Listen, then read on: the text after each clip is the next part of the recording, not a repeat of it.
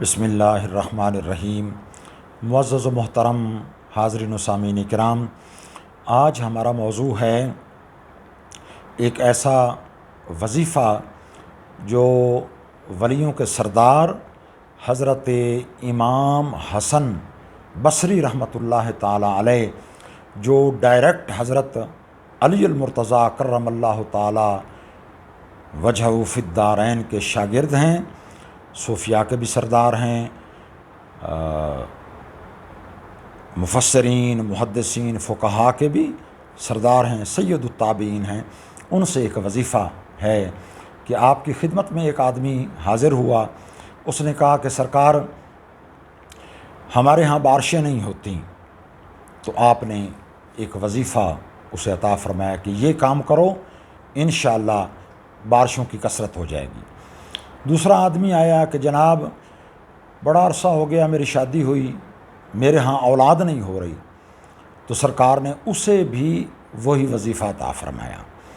ایک اور آدمی آیا کہ جناب میرے باغات سوکھ رہے ہیں اور بارش ہونے کے باوجود باغات جو ہیں وہ اچھے پھل نہیں لاتے، تو اس کے لیے کیا کروں؟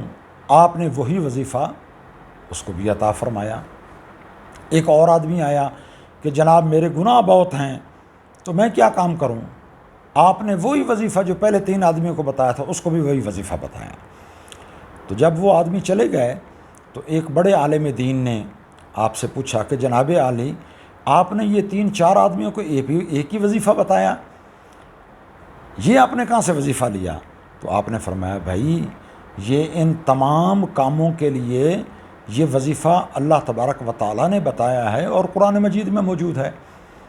تو آپ نے قرآن مجید کی سورہ نوح کی وہ آیت پڑھ دی، غالباً 17 آیت ہے، کہ حضرت نوح علیہ السلام فرماتے ہیں کہ میں نے اپنی قوم سے کہا تو میں نے اپنی قوم سے کہا استغفروا ربکم، اپنے رب سے معافی طلب کرو، اپنے گناہوں کی معافی طلب کرو، انہو کان غفارا، جب تم معافی طلب کرو گے تو وہ تو ہے ہی غفار، وہ تو ازل سے صفت غفاریت سے متصف ہے، تمہارے معافی مانگنے کی دیر ہے، اللہ تعالیٰ تمہیں معاف کر دے گا۔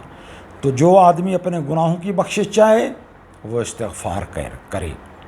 آگے فرمایا کہ استغفروا ربکم انہو کان غفارا یرسل السماء علیکم مدرارا، کہ اگر تم استغفار کرو گے تو نہ صرف یہ کہ اللہ تعالیٰ تمہارے گناہ معاف کرے گا بلکہ تم پر بارشیں بھی برسائے گا۔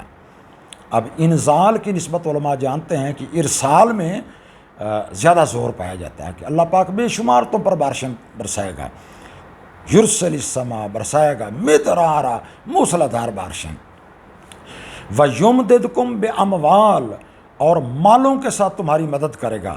تو جس آدمی نے شکایت کی تھی کہ میرے مال میں بے برکتی ہے، میں نے اسے یہ وظیفہ بھی قرآن سے بتایا، وَيُمْدِدْكُمْ بِأَمْوَالٍ وَبَنِينَ، اور اللہ تعالیٰ تمہیں بیٹے بھی عطا فرمائے گا۔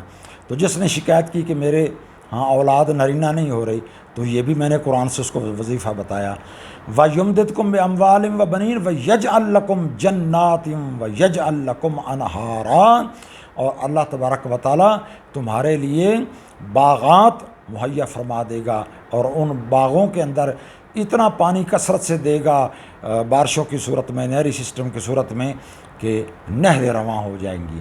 تو یہ ایک ہی وظیفہ ہے، استغفار کرنا، اپنے گناہوں سے معافی مانگنا۔